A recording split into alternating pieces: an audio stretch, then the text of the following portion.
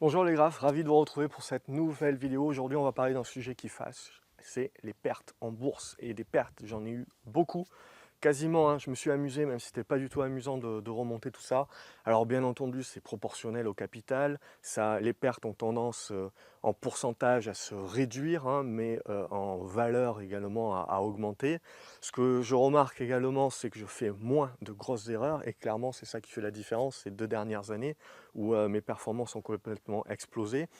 Je fais quand même quelques grosses erreurs qui me coûtent beaucoup, mais j'en fais moins. Et quelque part, le but du jeu de l'investisseur, hein, évidemment, c'est de tendre vers l'optimum, c'est de tendre vers une amélioration continue.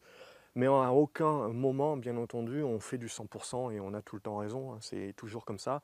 Mais quand on a tort, voilà, la règle principale et finalement ce qu'il faut retenir de toutes ces années, c'est que qu'est-ce qui fait mal? Ce qui fait mal, c'est les grosses pertes. Et ces grosses pertes, c'est l'effet Pareto. Si je regarde, en fait, j'ai la grande majorité de mes pertes qui sont des petites pertes et qui sont juste des plans qui n'ont pas tenu, etc. Et donc là, je veux dire, ça fait partie du job et il faut considérer ça comme un bon trade, c'est-à-dire un trade qu'on a pris, on a perdu de l'argent, mais on a suivi le plan, on a coupé la position et finalement, on a une petite perte et on a sauvegardé son capital pour pouvoir investir sur autre chose. Et puis derrière, il y a ces grosses pertes-là. Alors, Dieu merci, hein, j'en fais moins maintenant, mais elles continuent quand même. J'en fais une, deux, trois par an. C'est des grosses pertes parce que c'est quoi qui fait la différence? C'est la grosse taille de position. Alors que la grosse taille de position soit prise au début ou qu'elle soit prise au fur et à mesure, finalement, avec une accumulation de la position au fur et à mesure que vous êtes dans une tendance baissière, etc., finalement, on sent que quand on suit des dossiers, qu'on croit aux fondamentaux, que l'on analyse, qu'on tombe limite amoureux de son action, qu'est-ce qui se passe en fait? C'est que on ne veut pas croire à la baisse. Et donc toute baisse est vue comme une opportunité et on continue d'accumuler. C'est là où on dérive finalement du moindre risque, c'est là où on dérive justement d'une, on va dire, d'une analyse et d'un suivi émotionnel vraiment de loin, dans le sens où il faut toujours, voilà, ne pas tomber amoureux de ses actions, avoir toujours cette vue de loin et savoir que même aussi bon le dossier soit-il, eh ben, à court terme, il peut corriger bien plus que l'on ne le croit, il peut baisser bien plus que l'on ne le pense. Et il vaut mieux finalement avoir une petite position ou sortir de la position, quitte à revenir plus tard, plutôt qu'à conserver la position, à l'augmenter. Et finalement, alors bien sûr, il y a des histoires où j'ai eu des bonnes remontadas, c'est-à-dire que j'ai accumulé et puis le marché m'a donné une porte de sortie derrière.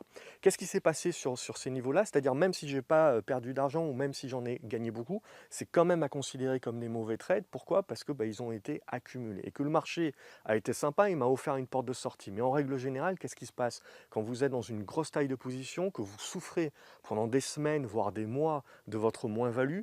Vous finissez, le marché finit par vous donner raison, finit justement par vous permettre de pouvoir en sortir. Qu'est-ce qui se passe? Vous allez en sortir tout de suite avec une faible perte ou à break-even en vous tapant sur l'épaule en disant ouf, je m'en suis bien sorti de celle-là, plus jamais.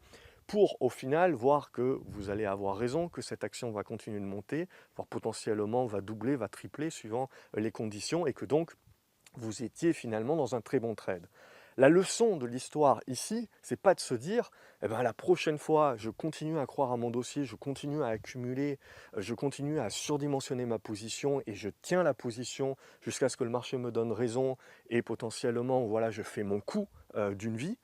Euh, mais non, la leçon à retenir, c'est que justement, le but, c'est de rentrer en position, de n'accumuler que quand le marché nous donne raison ou que si vous avez un plan qui intègre déjà votre accumulation au fur et à mesure, ce qu'on appelle du lissage, mais en gardant une taille de position quand même qui reste respectable. C'est là aussi où dès que, peu importe notre expérience de marché, peu importe ce que l'on sait, hein, et j'en suis la preuve, c'est que dès qu'on rentre dans un surdimensionnement des positions, on a beau savoir tout ce que l'on sait, on rentre dans l'émotionnel comme n'importe quel débutant. Donc c'est qu'une affaire de proportionnalité derrière au niveau des montants. Et donc vraiment, ce qui est à retenir, c'est qu'au final, on suit les dossiers, on croit aux dossiers, mais quand le marché nous dit que ce n'est pas encore le bon timing, il faut accepter de vendre, quitte à revenir plus tard. C'est vraiment ça, pour moi, la leçon finalement de toutes ces années et de ces pertes, c'est d'accepter dès qu'une position devient plus un pari qu'autre chose finalement à cause de la surdimensionnement, c'est d'accepter de couper. Et donc de tendre vers cet optimum justement d'avoir cette capacité au final de continuer à avoir des pertes, puisque ça fait partie du jeu et personne n'a raison tout le temps, bien entendu, mais de garder ces pertes petites. Et c'est parce que j'ai réussi à plus le faire ces 2 dernières années que mes performances ont complètement explosé, même si, bien entendu, il y a encore du déchet. Et tendre, voilà, essayer d'en faire de moins en moins de grosses erreurs. Je pense que n'importe quel investisseur, la quintessence de ce qu'il faut retenir, et le but de cette vidéo, c'est vraiment de vous rappeler, c'est quelque chose qui est connu, c'est du bon sens, mais au final, on se rend compte que derrière, on peut faire toute une série de très bons trades parfaitement exécutés dans les règles de l'art, en moindre risque, etc. Et puis, on va faire une erreur qu'on va surdimensionner et qui va emporter une bonne partie de nos gains. Et donc, du coup, on va moins pouvoir faire profiter de l'augmentation de notre capital et donc de profiter des intérêts composés, etc. au fur et à mesure où on continue d'investir et d'avoir raison. Donc ça, vraiment, c'est un élément pour moi qui est vraiment primordial à retenir. Et c'est le but de cette vidéo, justement, c'est de vous rappeler qu'on fait des erreurs, mais qu'en fait, il faut accepter de faire ces erreurs-là. C'est-à-dire, il ne faut pas rester dans l'erreur. L'erreur, c'est de rester dans l'erreur. C'est de considérer qu'on a fait une erreur, de rester dans l'erreur et de la surpondérer à ce moment-là. Je veux dire, tous les meilleurs traders continuent de faire ce type d'erreur-là, mais l'optimisation, c'est justement de réduire les grosses erreurs. C'est vraiment la grosse leçon pour moi de toutes ces années. C'est aussi fort que je crois à un dossier, il faut accepter également de couper, de réduire la position, même si on en garde à la limite une petite ligne, juste pour se dire on n'a pas complètement coupé, et puis je la garde à l'œil, etc. Et j'y reviendrai quand les signaux me seront donnés. Voilà la leçon pour moi, quelque part, et je pense pour tout le monde. Ça peut paraître du bon sens, mais derrière, des fois, quand on se trouve dans des positions surdimensionnées, on se demande comment on en est arrivé là. Et on se dit, mais avec tout ce que l'on sait, etc., et on le savait, etc., comment on en est arrivé là. Et on en arrive là, justement, parce que ce soit d'une façon stricte, où on prend déjà une trop grosse position en mode pari, ou qu'on accumule au fur et à mesure, où on se piège nous-mêmes. Et donc ça, voilà, c'est quelque part, s'il devait y avoir qu'une seule erreur qu'il faut qu'on se limite à faire, c'est celle-ci. Et avec du Pareto, pareil, je pense qu'on s'évite, en évitant des grosses erreurs, on s'évite 80% justement des pertes. Et derrière, les petites pertes font partie du jeu, les mauvaises séries également font partie du jeu, mais à partir du moment où on n'a pas des grosses pertes qui impactent le capital, eh ben, on est toujours là pour vivre un autre jour, on est toujours là derrière pour avoir notre plein capital, pour pouvoir surperformer quand justement les conditions sont le mieux réunies. Et c'est là justement où il faut avoir cette autre capacité de savoir surpondérer quand les conditions sont réunies, et pas justement l'inverse, ce qui fait les grosses erreurs et ce qui fait clairement toute la différence sur une performance. Et je parle, voilà, peu importe notre expérience, si on est capable de se pousser à faire ça, même si on est débutant, etc., on aura de très très bonnes performances. Et donc c'est vraiment s'axer sur une poignée de choses finalement.